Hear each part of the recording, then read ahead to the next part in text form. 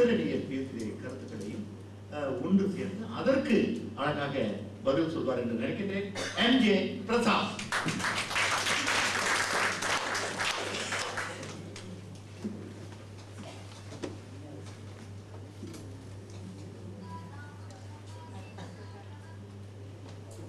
மீண்டும் வணக்கம்.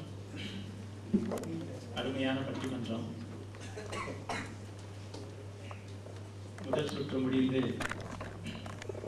நாம் கூறும் சில கூற்றுகளுக்கு நிச்சயமாக எதிரணி தலைவர் பதில் கூறுவார். சிலவற்றிற்கு விளம்பரம் பற்றி நாம் பேசினோம்.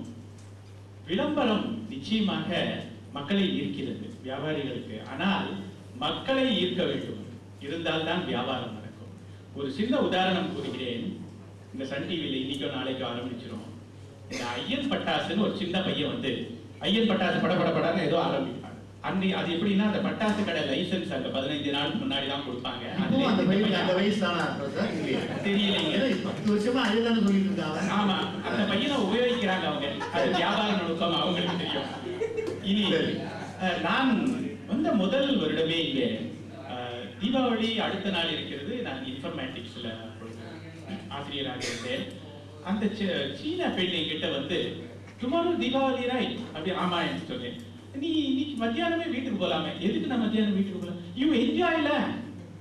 இட் மீன்ஸ் அவங்களுக்கு நாளைக்கு உனக்கு தீபாவளின்னா இன்றையிலிருந்தே உன்னுடைய மகிழ்ச்சி தொடங்கி விட்டது என்று ஒரு சீன பெண் எனக்கு கூறியது. இது எல்லா அவங்க பண்டிகைகளுக்கும் சிங்கப்பூரில் ஒரு அன்ரிட்டன் அண்டர்ஸ்டாண்டிங்.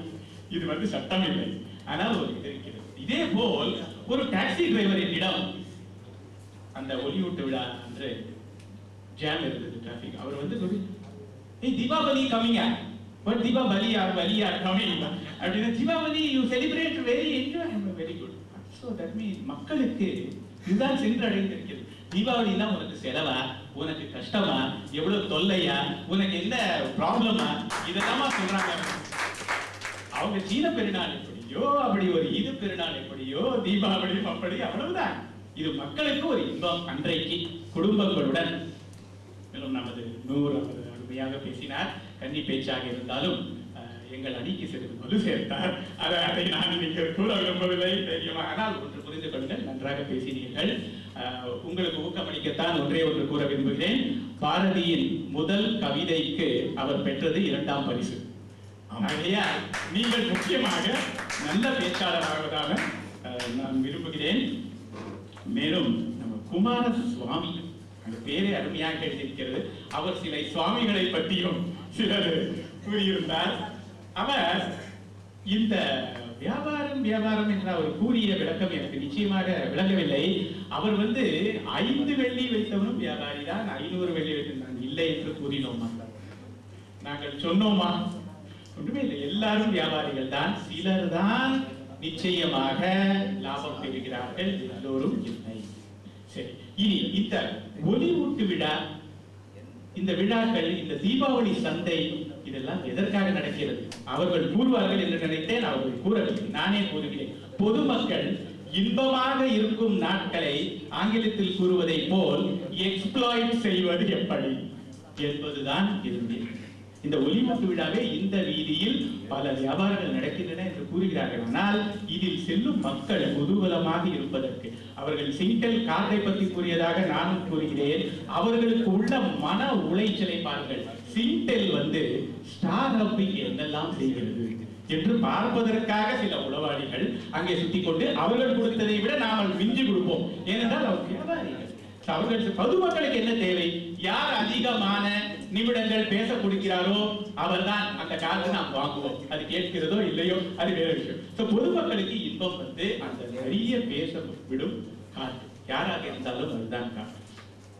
இனி வியாபாரத்தில் போட்டி வியாபாரிகளுக்கு இருந்த இது.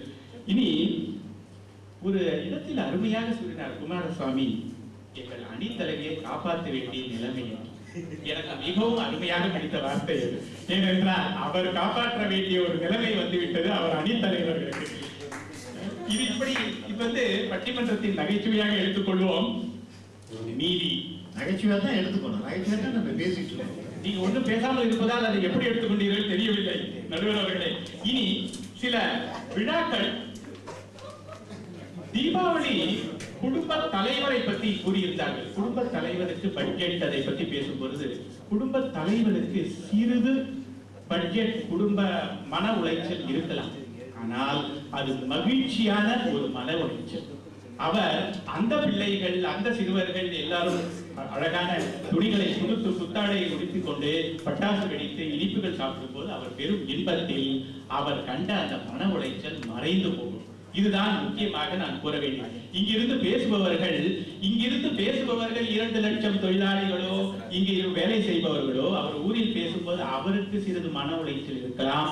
ஆனால் அவர் குடும்பத்திற்கு இது நிச்சயமாக மகிழ்ச்சி. இது அவர் குடும்பம் மகிழ்ச்சி அடைகிறதா இல்லையா என்றுதான் இவர் தொலைபேசியில் கேட்கும் கேள்வி. அதுதான் அவருக்கு திருப்தி அளிக்கிறது. இன்னொன்று முக்கியமாக நான் கூற விரும்புகிறேன். சிவகாசியில் இந்த பட்டாசு நடத்தும் தொழிற்சாலையில் 2,50,000 பேர் வேலை புரிகிறார்களாம். அவர்கள் குடும்பம் நிச்சயமாக இது மகிழ்ச்சி வரும். ஏனென்றால் இந்த ஆண்டு 8,000 கோடி பட்டாசுகள் இந்தியாவிலிருந்து அமெரிக்காவுக்கு சென்றிருக்கின்றன. சோ இது யாருக்கு மகிழ்ச்சி? வியாபாரிகளுக்கு மகிழ்ச்சி இல்ல. அந்த வியாபாரிகளிடம் வேலை செய்யும் 2,50,000 தொழிலாளிகளுக்கு மகிழ்ச்சி. அதில் ஒரே ஒரு வருத்தம் எனக்கும் இருக்கிறது. அதில் சில சிறுவர்கள் வேலை செய்கிறார்கள் என்பது அது சட்டம் பார்த்துக் கொள்ளும், நம் கையில் இல்லை. அதை நிச்சயமாக நாம் வரவேற்க கூடாது. ஆனால் பொதுமக்களுக்கு நிச்சயமாக இது மிக மகிழ்ச்சி மகிழ்ச்சி மகிழ்ச்சி. நமது நடுவர் குழப்பம் தீர்த்திருக்கும் என்று எனக்கு தெரியும். அவர் எங்கள் பக்கமே எப்பொழுதோ சாய்ந்து விட்டார். அவரை நாங்கள் பிடித்துக் கொள்வோம். நல்ல தீர்ப்பு அளிப்பார் என்று அவரை கேட்டுக்கொண்டு விடைபெறுகிறேன். நன்றி, வணக்கம்.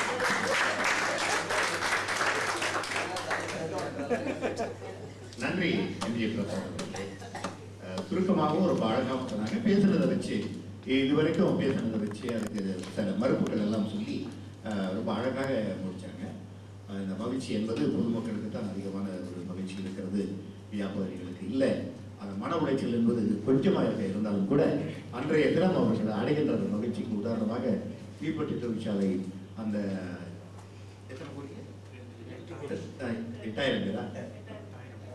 8,000 கோடி அனுப்பிச்சிருக்காங்க. வேலை செய்யறது 2 லட்சமா, 2,50,000 பேர். அது மட்டும் இல்லை, இன்னும் எல்லாருமே அந்த வகையில் ரொம்ப மகிழ்ச்சி அடைகிறாங்க அப்படின்னு சொன்னாங்க. அதெல்லாம் கிடையாதுங்க இல்லைன்னு சொல்லி மறுத்து பேசுவதற்காக முனைவர் ராஜி சீனிவாசன் அவர்கள் வருகிறார்கள். அந்த